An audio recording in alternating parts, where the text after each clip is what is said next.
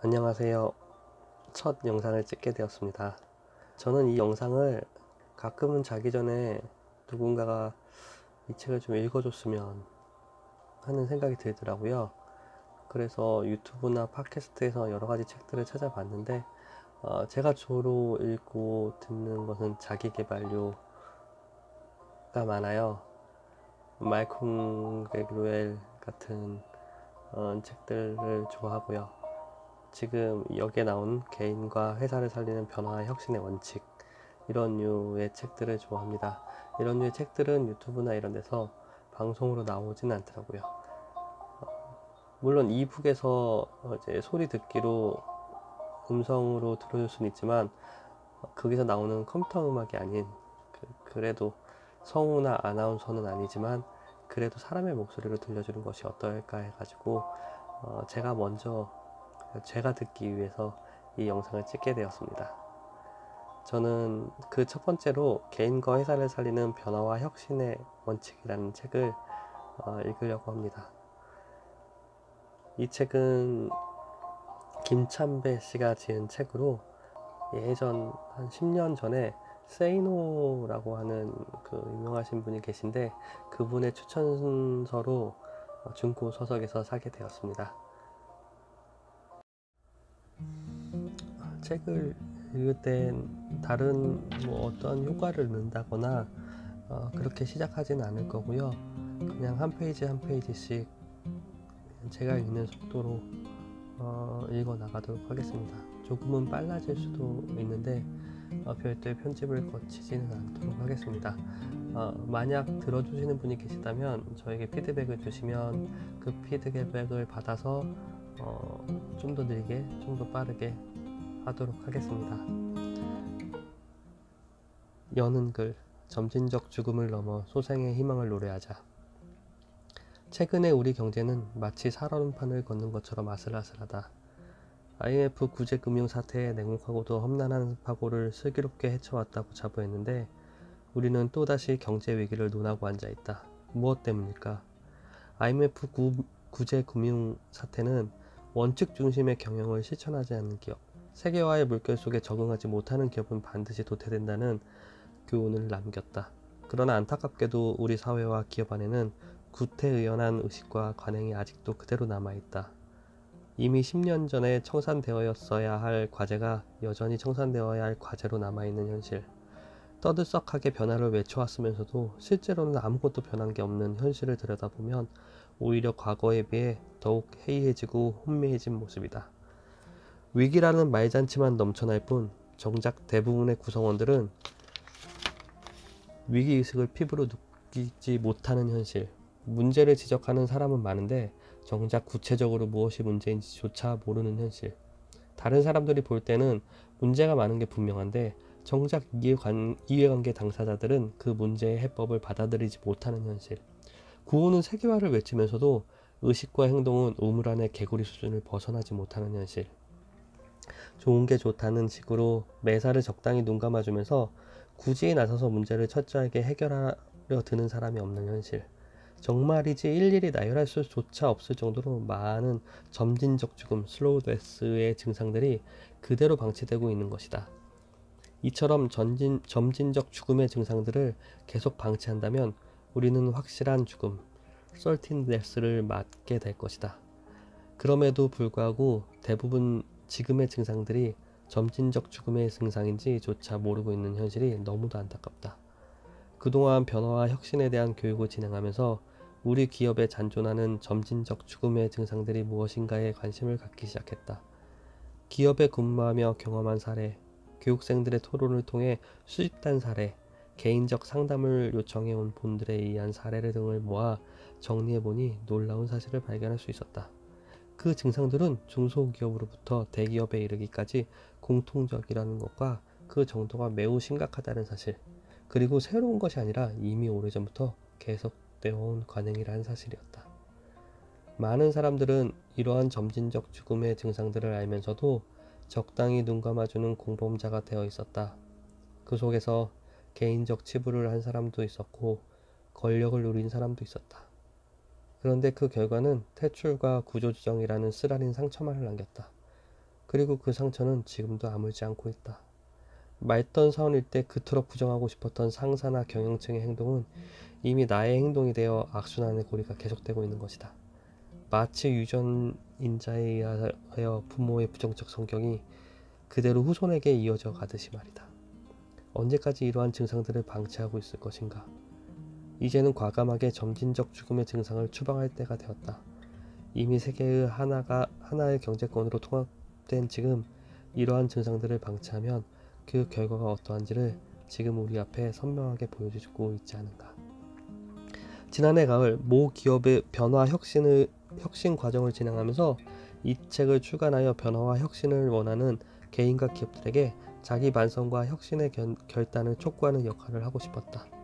강의 스케줄에 쫓기면서도 강의를 마치고 난 저녁 시간을 이용하여 연수원에서 틈틈이 원고를 작성하다 보니 신압으로 한 권의 졸작을 선보이게 되었다. 이 책은 거창한 이론서가 아니라 우리의 현실 문제를 독자들이 공감할 수 있는 사례 중심으로 다루고 있다. 막상 원고를 작성하고 나니 지나치게 감정적이지는 않은가. 상대방의 입장을 제대로 이해하지 못해 선량한 개인들을 매도한 것은 아닌가 하는 우려도 앞선다. 그렇더라도 독자 여러분께서 넓은 마음으로 헤아려 주길 바란다. 많은 독자들은 이 책을 읽으면서 평소에 하고 싶었던 이야기를 대신 해주었다는 생각에 마음이 후련할지도 모른다. 그러나 이것은 누구에게 돌팔매를 던지기 위한 것이 아니라 우리 모두의 아픔을 드러낸 것일 뿐이다. 후련한 생각보다는 가슴 저려하고 마음 아파하는 독자가 더 많기를 바란다. 그 아픔이 있을 때 우리의 기업과 사회가 정상화될 수 있을 테니 말이다. 이 책이 나오기까지 교육 현장에서 만남을 통해서 상담을 통해서 사례를 제공해 준 분들께 감사드린다. 그분들이 없었다면 이 책이 세상에 나오는데 더 많은 시간이 필요했을 것이다. 그리고 이 책에 대하여 호감을 갖고 출판에 선뜻 응해주신 시대의 창 김성실 사장님, 김희수 주간님 이하 전 직원의 호의에 감사한다. 또한 이 책을 집필하는 과정에서 집필 의도에 대해 좋게 평가해주고 격려를 아껴지 않으신 주위의 많은 분들에게도 감사의 말씀을 전한다. 아무튼 이 책의 발간을 계기로 우리 모두의 의식과 행동 규범이 세계 속의 자랑스러운 시민으로서 부끄럽지 않도록 한 걸음 나가는데 작은 디딤돌이 되었으면 한다. 그래서 이제는 아픈 얘기가 아니라 희망과 미래를 얘기했으면 한다. 다시 한 해를 열며 공덕동 연구실에서 김찬배. 파트 1.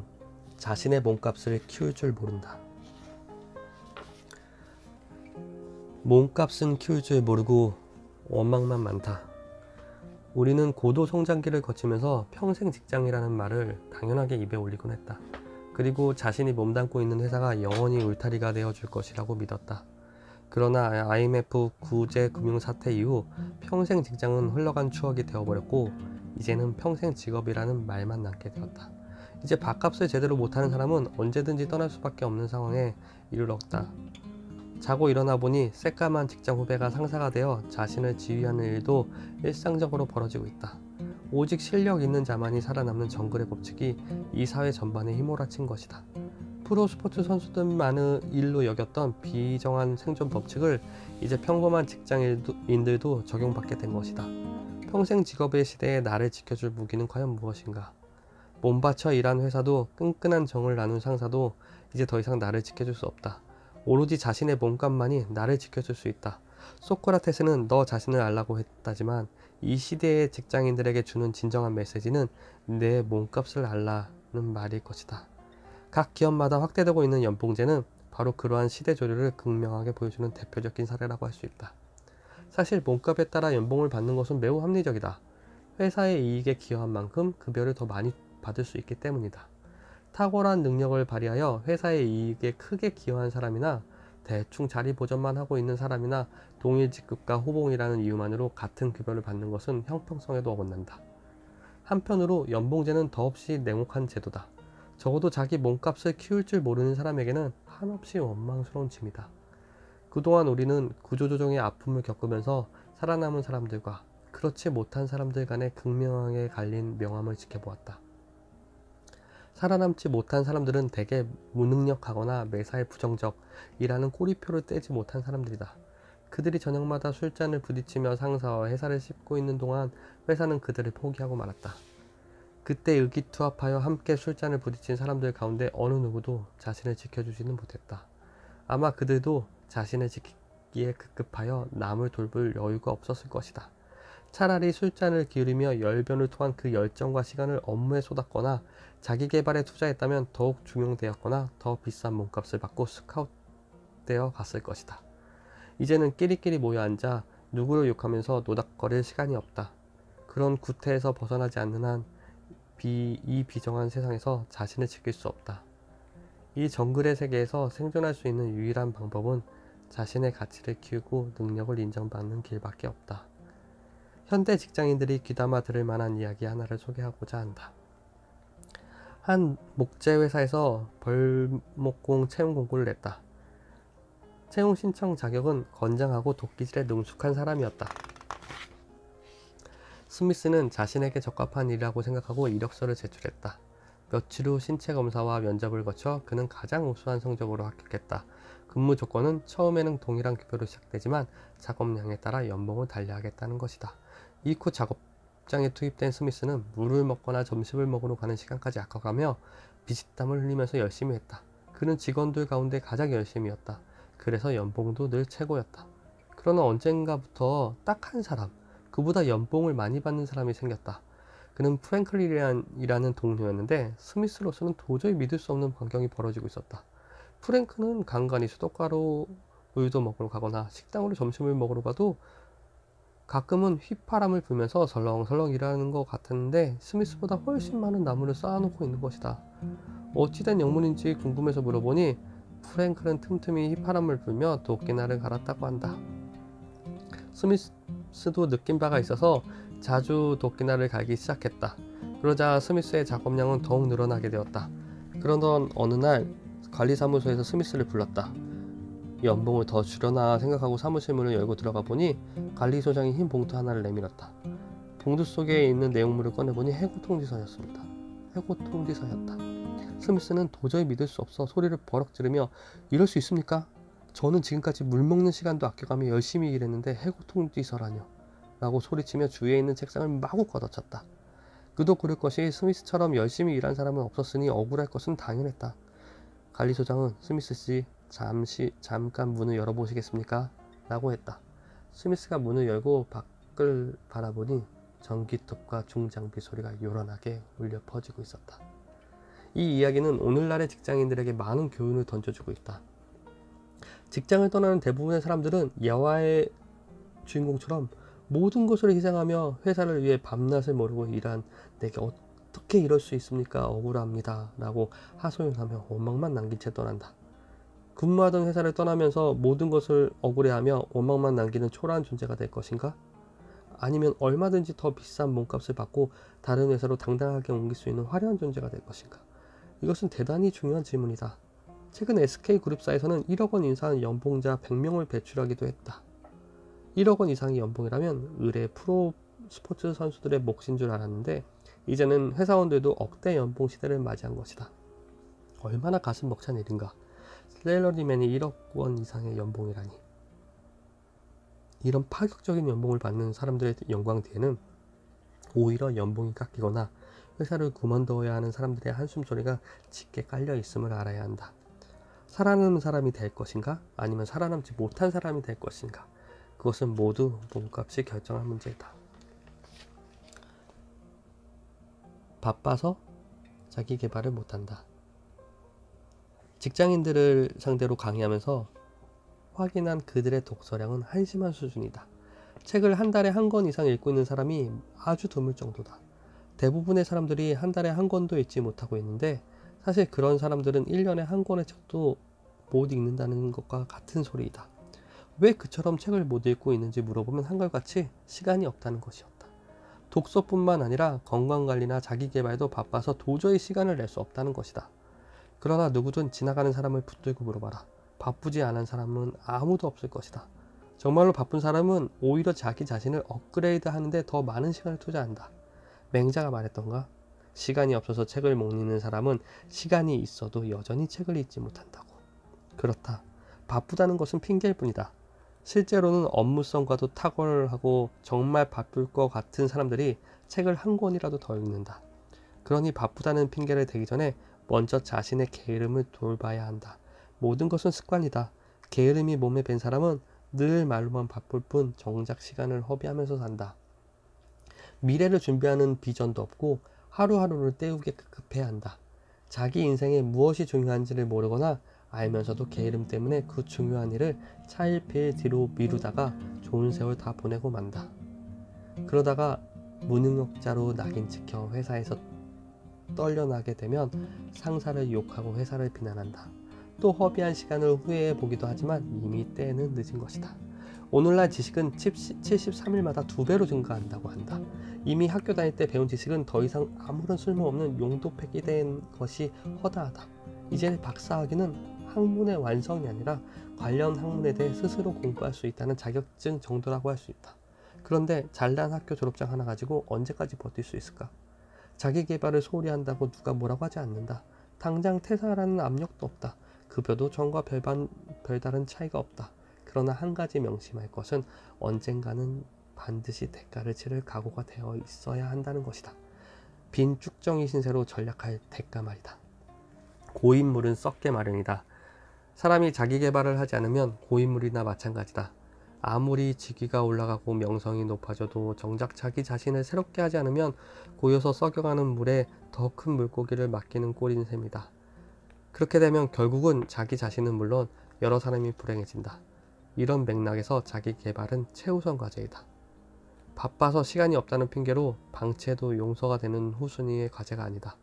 정작 자기 그릇을 키우려는 노력은 하지 않으면서 그 그릇에 담을 빵만 욕심내는 모렴치한 사람이 돼서는 안 된다. 바빠서 죽지 못했다는 말 이외에는 어떤 일에도 바쁘다는 핑계를 대지 마라. 그 대신 책을 읽느라 바빠서 술 마실 시간이 없다. 영어 공부하느라 바빠서 놀러 다닐 시간이 없다는 말을 새로운 습관으로 삼자. 잘난 체 한다는 남들의 비난은 한 귀로 듣고 한 귀로 흘려버리자. 그들이 결코 당신의 인생을 책임져 주지는 못한다. 행여 당신의 잘못되면 당신을 거들떠 보지도 않을 사람들이다. 이제부터 내 인생은 내가 사는 것이다. 회식은 오케이, 자기 개발은 노. 직장인들이 바쁘다고 하는데 무엇 때문에 그리도 바쁜가? 직장 동료들끼리 한 잔, 학교 동창들 만나 한 잔, 부서 회식에 참석하느라고 한 잔, 돌잔치나 결혼식에 가서 한 잔 하느라고 일주일 내내 바쁘진 않은가? 그렇게 바쁘다 보니 정작 자기 개발에 투자할 시간은 없지 않은가? 어느 기업에 출강하여 자기 개발에 시간을 얼마나 투자하느냐고 물었다. 그런데 교육생 가운데 한 명이 자기 개발 좋은 얘기인데 너무 바빠서 시간을 낼 수 있어야죠 라고 하는 것이다. 그렇다면 회식은 일주일에 몇 번 정도 참석하냐고 물었더니 일주일에 3번 정도는 참석할 것이라고 대답했다. 그렇다면 회식 자리에서 참석을 줄이고 그 대신 자기 개발에 투자할 수는 없겠냐고 했더니 그것은 절대 안 된다. 회식 자리에 빠지면 괘씸죄에 걸려 직장 생활이 힘들어진다고 대답하는 것이다. 자기 개발이 중요하다는 원칙에는 동의하면서도 회식 자리에 빠질 수 없다는 직원이라면 사실 자기 개발은 말로만 중요하고 실제로는 회식을 더 중요하게 여기는 사람이다. 회식 자리보다 자기 개발이 더 중요하다고 생각한다면 회식 자리에 대하여 노라고 말할 수 있어야 한다. 대부분의 직장인들이 이런 자기 모순에 빠져 살고 있다. 회식 자리에 가지 않을 때 돌아올 비아냥을 겁내는 나약한 마음으로 어떻게 자신의 몸값을 높일 수 있을까?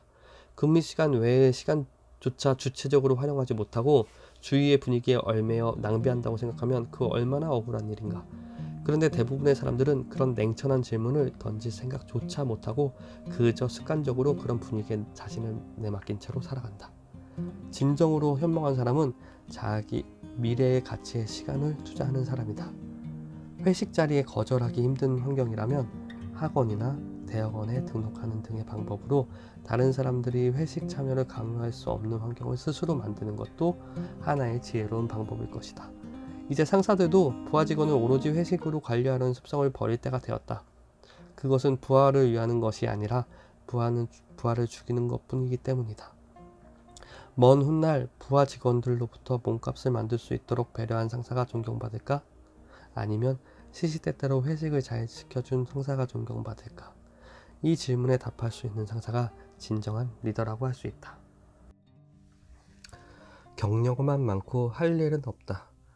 우리나라 사람들의 이력서를 보면 되게 화려한 학력과 경력으로 꽉 채우는 것을 좋아한다.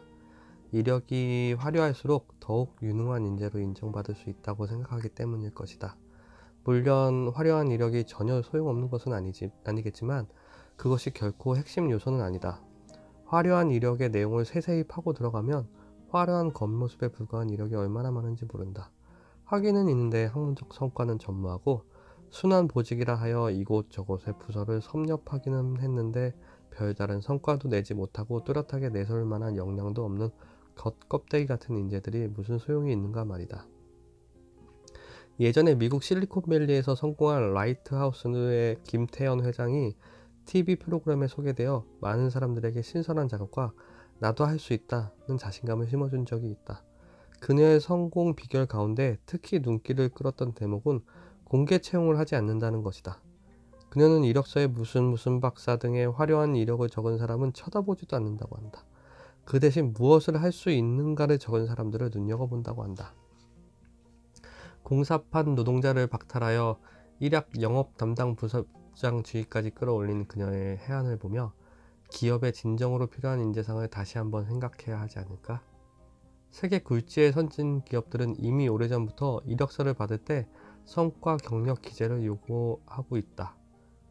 그리고 학력이나 단순 이력은 수십 줄을 채워도 선발 점수에 전혀 반영하지 않는다. 겉만 번지르르한 경력과 업무 수행 능력은 별개라는 것이다.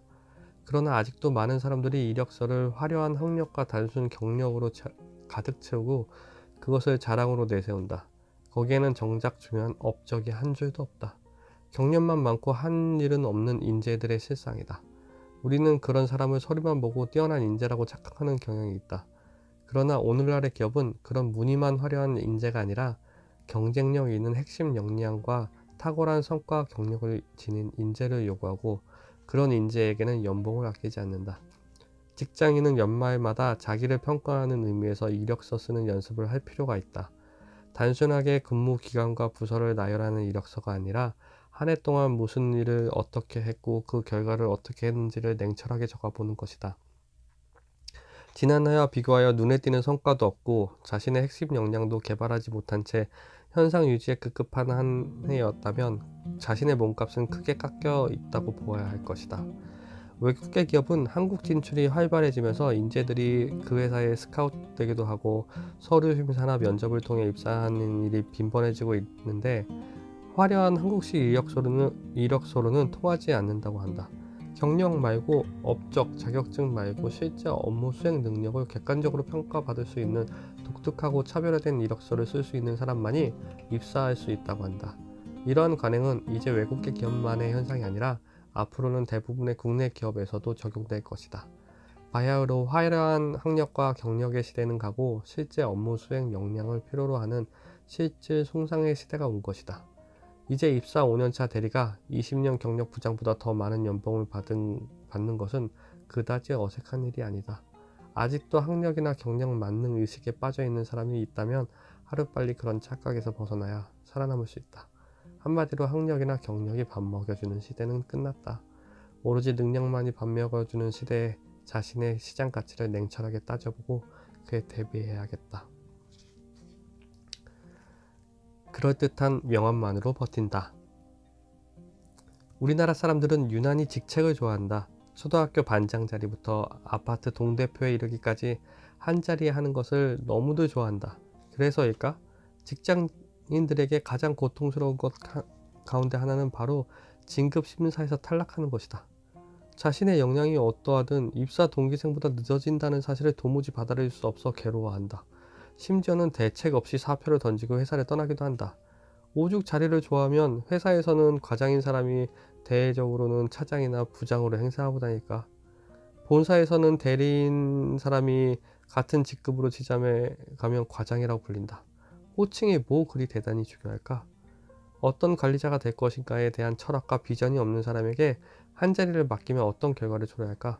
준비도 안 된 사람이 오로지 자리를 향한 야망에 차면 수많은 사람을 고통 속으로 몰아넣는다는 사실을 우리는 수없이 봐오지 않았는가? 우리나라에 진출한 어느 독일 기업은 한국인들이 주기를 좋아하는 것에 착안하여 새로운 인사관리 제도를 만들었다고 한다. 이름하여 한국식 진급제도인데 진급 연한이 되면 전원을 자동 진급시켜주는 것을 골자로 한다. 그런데 연봉은 직급과 별개로 적용한다는 것이다.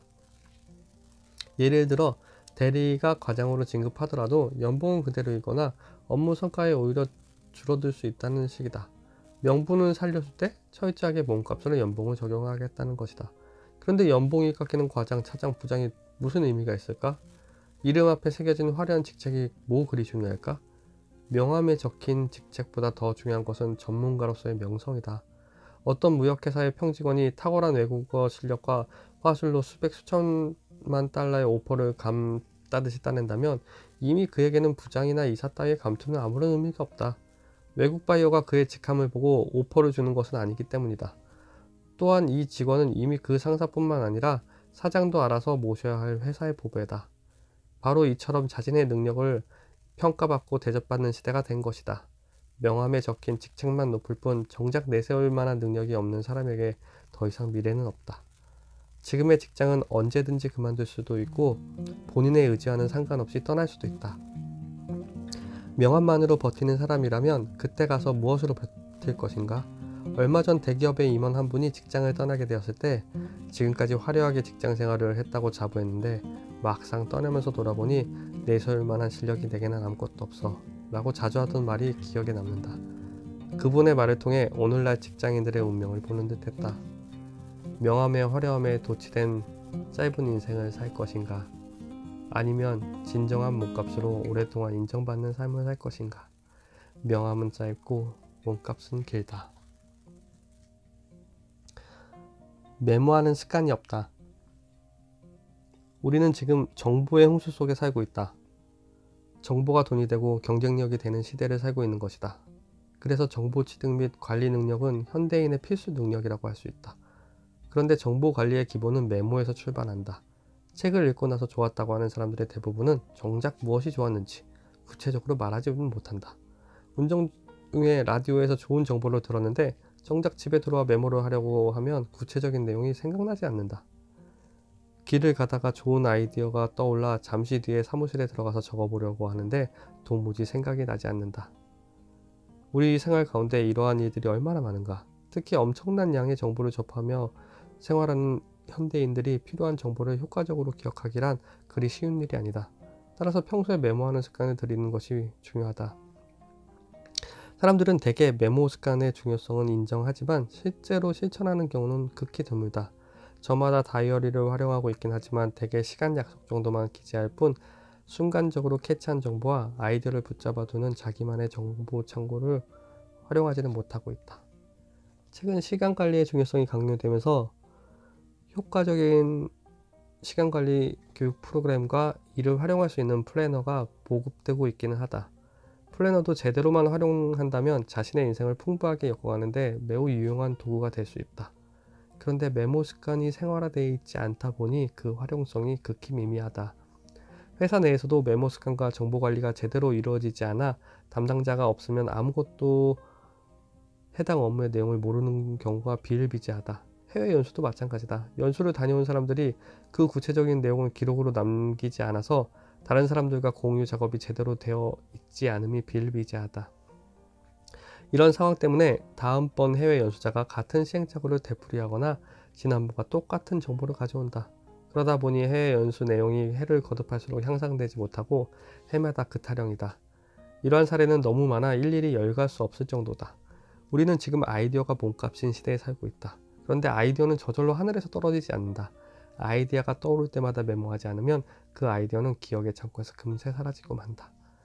문제가 생겨도 메모를 하고 그 해결책이 떠올라도 즉시 메모해야 한다. 일본인들은 회사 생활을 하면서 자신의 업무와 관련된 책을 많이 낸다고 한다.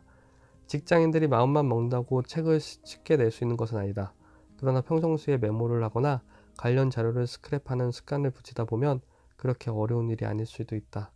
사람들에게 커다란 영향을 끼친 좋은 책들 대부분이 바로 이런 메모 습관에 기인했다.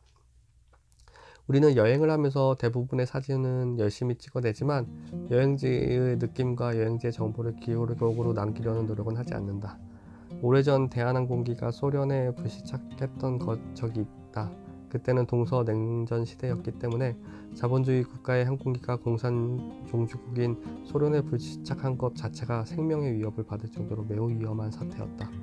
그때 우리나라 승객들은 대부분 우왕좌왕하며 시간을 보낸 반면 일본인 승객들은 그 와중에서 유서를 쓰기도 하고 급박한 상황을 기록하는 등 사뭇 대조를 이루었다고 한다.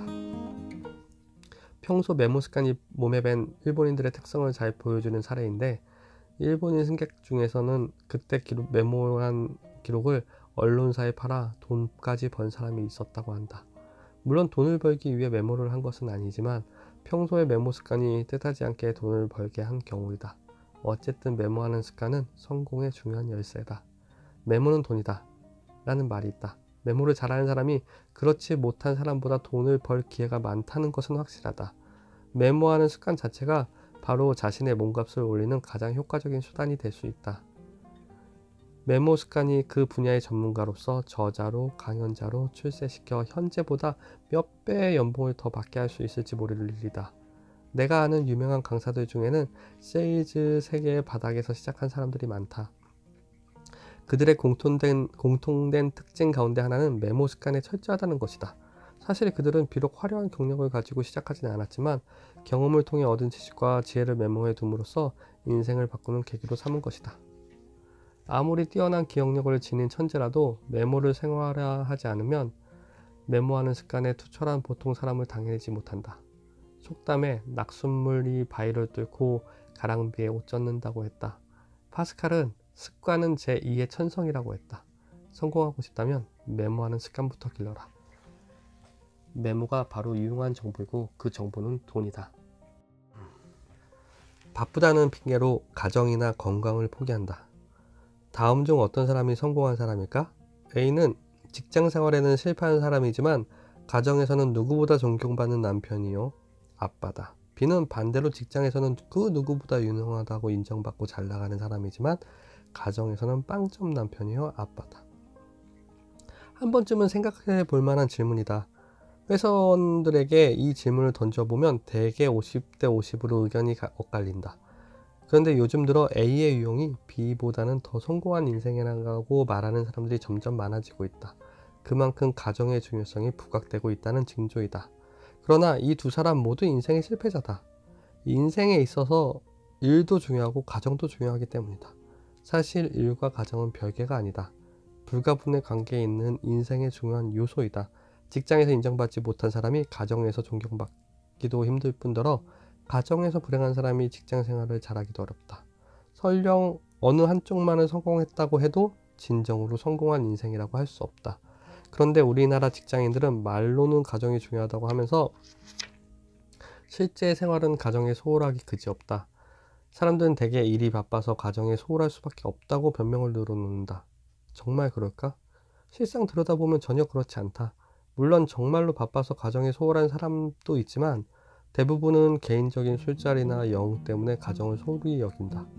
퇴근하자마자 시작한 술자리가 2차, 3차로 이어지다 보면 새벽 한두 시는 기본이다. 몇 시간 자는 둥 마는 둥 하다가 개슴츠레 한눈으로 출근하여 비몽사몽간에 업무를 본다. 그러고는 또 퇴근하면 해장술 마실 생각부터 한다. 바로 그런 생활을 남자다운 생활이라고 합리화시킨다. 사실 가정에 충실하다는 것은 반드시 시간을 많이 할애한다는 의미는 아니다. 밤을 새워 일을 해야 하는 직원이나 저녁 시간을 이용하여 자기 개발을 하는 사람들은 가정에 시간을 많이 할애할 수는 없을지 모른다. 중요한 것은 물리적인 시간이 아니라 질적인 시간이다. 가정을 향한 진정한 책임감과 배려를 할 수 있는 지혜를 찾으면 얼마든지 가족에게 사랑을 전할 수 있다. 가정뿐만 아니라 건강을 포기하고 사는 직장인들도 많다. 그들은 여전히 포기했다는 말에는 동의하지 않을 것이다. 바빠서 소홀히 할 수밖에 없었을 뿐이라고 주장할 것이다. 그렇다면 지금 당장 가슴에 손을 얹고 자신을 돌아보라. 자신의 하루 24시간을 냉정하게 들여다보라. 아내와 아이들을 위해 하루 한두 시간 정도의 짬을 내거나 건강관리를 위해 하루 30분 정도의 짬을 낼 수도 없는지, 정작 무엇이 중요한지 알았다면 실제 생활에서도 실천을 하자. 생명체가 이 땅에 출현한 이후 인간을 둘러싼 환경은 고도로 발달해 왔다. 그런데 지금까지 그다지 변하지 않는 조건이 있다면 인간의 신체 조건이다. 농경시대나 정보화 시대나 신체는 적당한 운동을 필요로 한다. 농경시대에는 일 자체가 운동이었으나 고도 정보화 사회에서는 절대적으로 운동량이 부족하다. 따라서 시간을 내서 운동을 해야 하는 것이다. 직장 생활을 하면서 오로지 남는 것은 일과 회식뿐이라면 그 사람은 한심한 사람이다. 그 결과로 남은 것이 무엇인가? 40대 사망률 세계 최고의 오명이 아닌가? 건강을 잃고 나서 몸값이 무슨 의미가 있을까? 가정과 건강을 돌보지 않고 오로지 일과 직장만을 위했노라고 하는 변명은 이제 역사 속으로 사라져야 할 변명이다. 일도 잘했지만 가정도 지켰고 건강도 지켰다고 말할 수 있는 사람이 되어야 한다. 가정이 행복하지 못하거나 건강을 잃는다면 사회에서의 성공이 무슨 의미가 있을까? 무엇을 위한 성공인지를 되돌아보면 그 답은 자명해진다. 행복한 가정생활, 나이를 잊은 건강한 삶이야말로 몸값을 올리는 전제 조건이다. 아이디어를 상품화하지 못한다. 이런 사람이 있었다. 예전 IMF 금융사태의 와중에서 직장을 떠난 사람의 이야기다. 그 사람은 우리나라 최고의 명문 코스를 밟았다. 그에게는 누구보다 뛰어난 지적 잠재 능력이 있었다. 그런데 그는 어찌된 영문인지 입사 동기들처럼 화려하게 비상하기는커녕 퇴출의 아픔을 겪어야 했다. 자신의 탁월한 아이디어를 효과적으로 표현하지 못하는 결정적인 약점 때문이었다. 제 아무리 뛰어난 아이디어를 생각해냈더라도 그것을 효과적으로 표현하지 못하면 아무 소용이 없다. 다시 말해 설득력을 갖추지 못하면 빛을 볼 수 없다는 것이다. 그런데 당시 짜장면 배달부 번개 조태훈 씨는 그 몸값이 천정부지로 치솟고 있었다.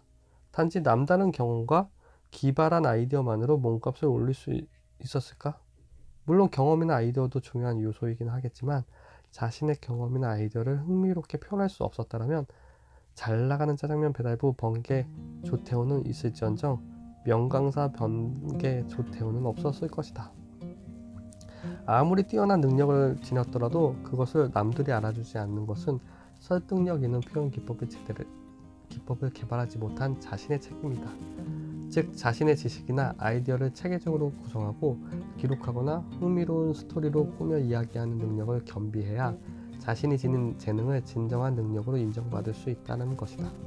배터리가 제 아무리 성능이 뛰어나더라도 플러스와 마이너스 선이 연결되어 있어야 전구에 불이 들어오듯 글쓰기와 말하기 능력은 현대인의 필수 능력이라고 할 수 있다.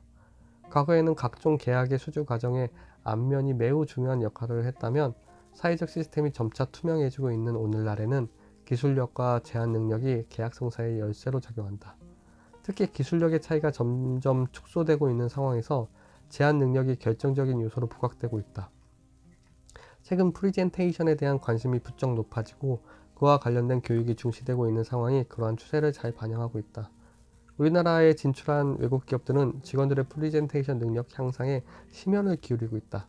직원들의 도큐멘트 작성 능력과 발표력 향상에 정성을 쏟고 있는 외국 기업들의 동향은 국내 기업들에게 중요한 메시지를 던져주고 있다. 그런데 우리의 현실은 아직도 시대의 흐름을 쫓아가지 못하고 있다. 학교는 물론 직장에서도 문장력이나 표현력을 기르기 위한 실질적인 교육과정이나 프로그램이 운영되고 있지 않다.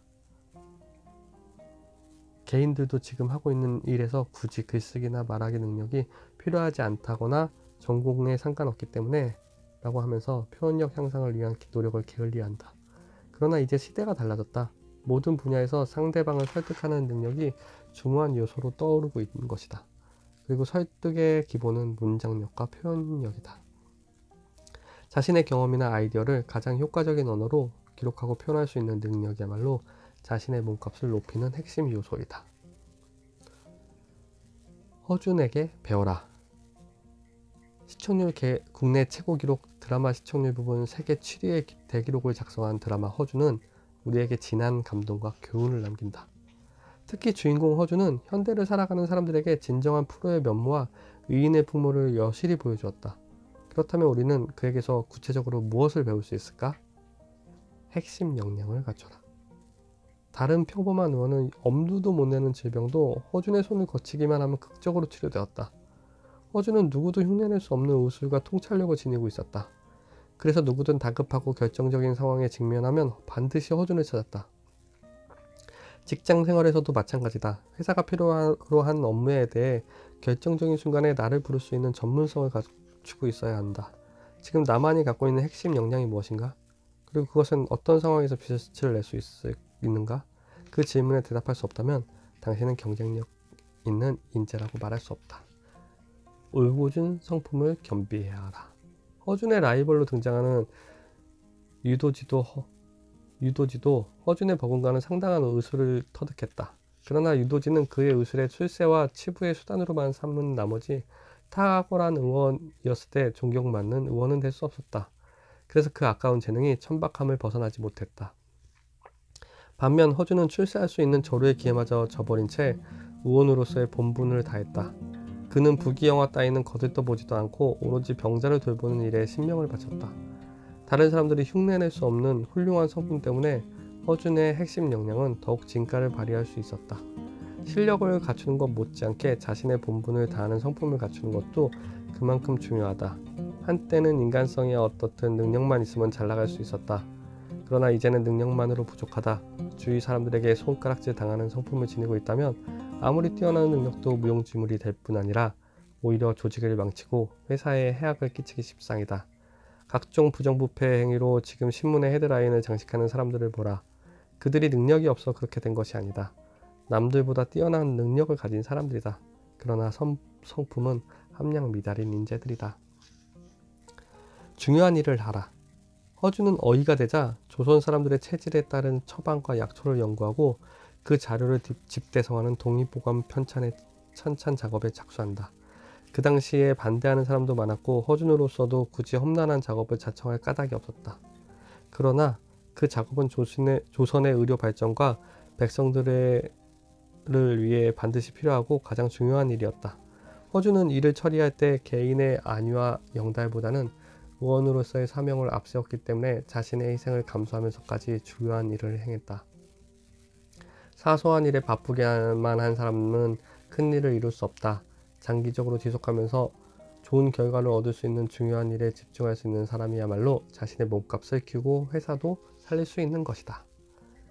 지위보다 역할에 충실하라. 허준은 과거에 응시하기 위해 한양으로 가는 도중 몰려드는 병자를 돌보느라 시간을 지체하여 가장에 늦게 도착했다. 대부분의 시청자들은 가슴을 저리며 이 대목을 지켜보았을 것이다. 보통 사람의 상식으로 보면 참으로 답답하고 어리석게도 보였을 것이다. 그러나 허준에게는 어이가 되는 것보다 병자를 돌보는 의원으로서의 본분에 충실을 다하는 것이 중요했다. 조종대실의 권력투쟁 과정에서 허준에게 금전과 건세를 미끼로 유혹하는 손길도 있었다. 그러나 허준은 자리를 얻기 위해 일한 것이 아니라 늘 소임에 충실하고자 했기 때문에 부당한 청탁이나 회유를 단호하게 물리칠 수 있었다. 기업에서도 과장이 되고 부장이 되고 임원이 되는 것이 중요한 것이 아니라 자신의 본분과 역할을 제대로 수행할 수 있는지가 중요하다. 얼핏 생각하면 지위를 쫓는 사람이 앞서가는 듯 하겠지만 결국은 자신의 역할에 충실한 사람이 최후의 승자가 된다는 사실을 허준의 사례에서 확인할 수 있다. 자기 분야에 존경받는 대가가 되려면 지위에 목숨을 거는 사람이 아니라 역할에 충실한 사람이 되어야 한다.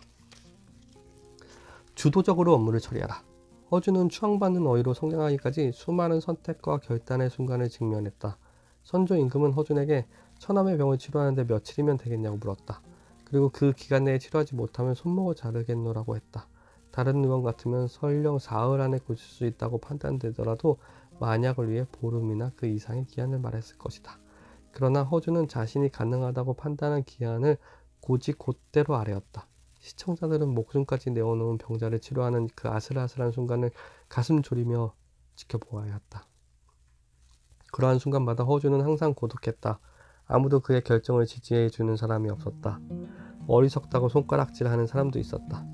그러나 허준은 자신의 안위를 위한 변칙과 타협을 일삼는 대신 자신의 소신에 의거하여 모든 행동을 스스로 선택하고 책임지는 삶을 살았다.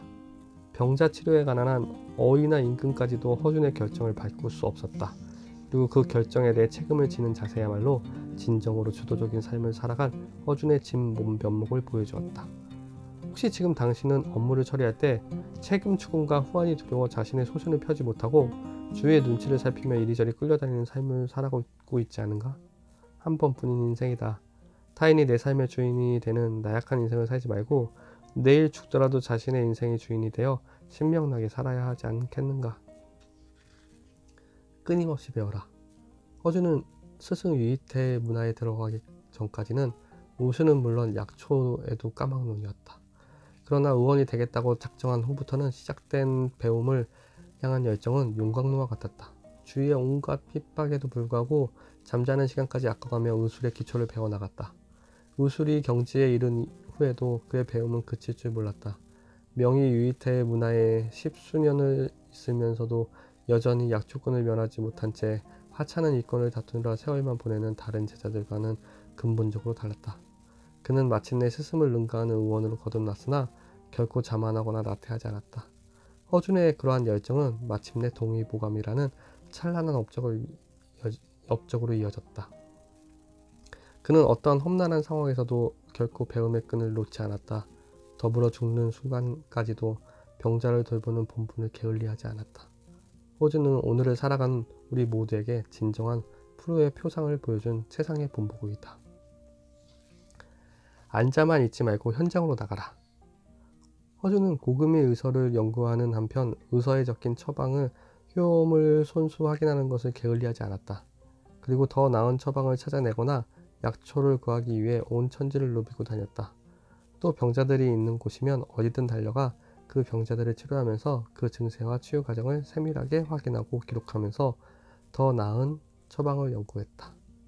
방 아래 들어 앉아 있는 의사는 그에게 하나의 참고 자료일 뿐이었다.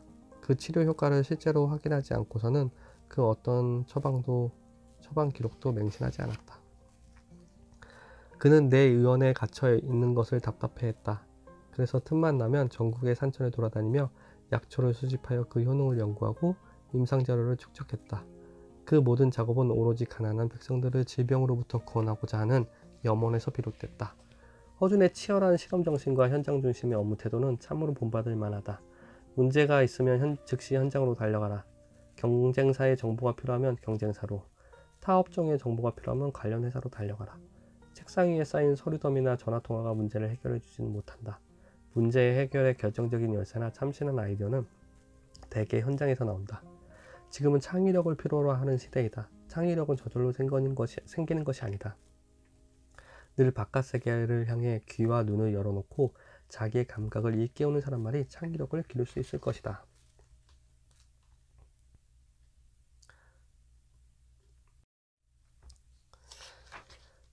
여기까지가 파트 1이었고요.